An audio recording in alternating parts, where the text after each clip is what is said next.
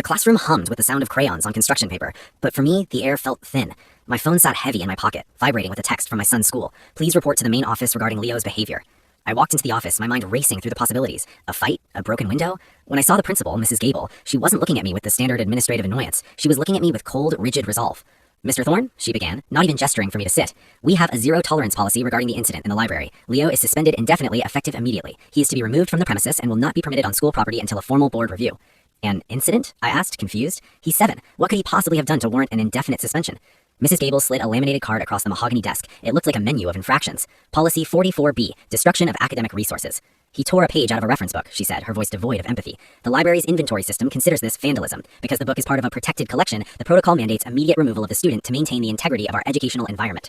I felt my jaw tighten. He's 7. He likely didn't even understand the significance of the book. I'll replace it. I'll pay whatever fine you have. Just let me take him home so we can discuss it.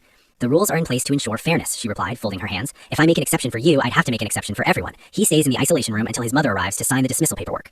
His mother is on a flight from Tokyo. She won't be here for 12 hours. My son is sitting in a windowless room because of a piece of paper. I pushed past the counter, ignoring her protests, and walked down the hallway. I found the isolation room, a closet-sized space at the end of the hall. Through the small reinforced glass, I saw Leo. He was huddled in the corner, shaking, clutching a tattered comic book he'd likely been holding when they dragged him away. He looked terrified. "Leo!" I shouted, hitting the glass.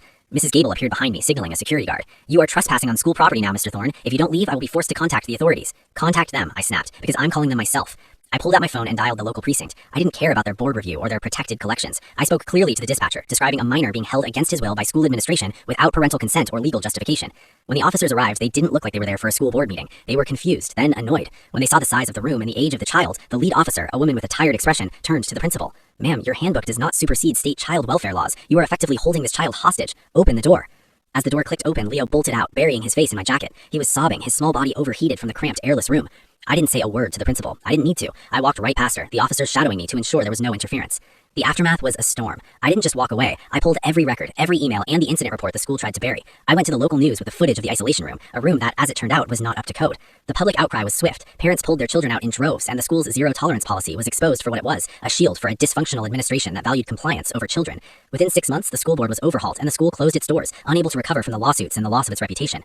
I never wanted a battle, but when you threaten a child's well-being for the sake of a rule, you forfeit the right to demand respect for your authority. If you like this story, please subscribe.